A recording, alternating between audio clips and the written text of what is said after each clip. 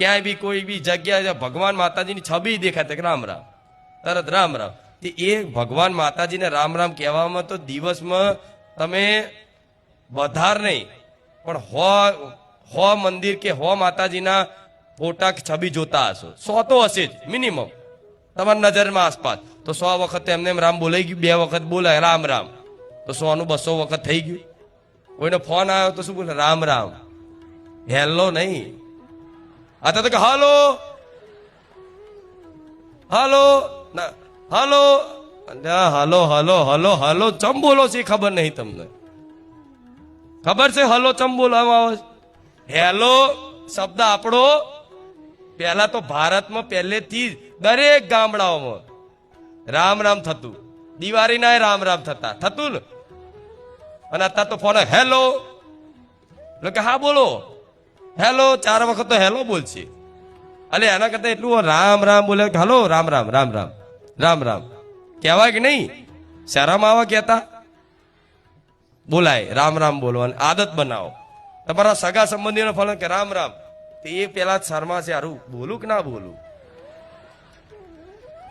શરમ આ માયા એવી છે ભગવાનની, જેની પર કૃપા છે એ રામ રામ બોલીએ. કે હમણાં કીધું કે નહીં, વાલ્મીકીજીની વાત કરી ઋષિની, જેની પર કૃપા હોય ને ભગવાનનું એ બોલી શકે છે. તો આપણે બોલવાનું શું? રામ રામ. હેલો એ આપણો શબ્દ નહીં. પ્રયાસ કરજો, અત્યારથી પ્રયાસ કરજો, 6 મહિને કમ્પ્લીટ તૈયાર થઈ જશો. એ હેલો જેને ટેલિફોન બનાવ્યો ને, ટેલિફોન પેલા ટેલિફોન હતો ડબલા વાયર વાળા, એ જેને ડબલાની શોધ કરી એ વૈજ્ઞાનિકની પ્રેમિકા હતી હેલો. એનો પહેલો ફોન એને કરે તો હેલો હેલો અને એ ભારત વાળાએ ઝાલી લીધું હેલો.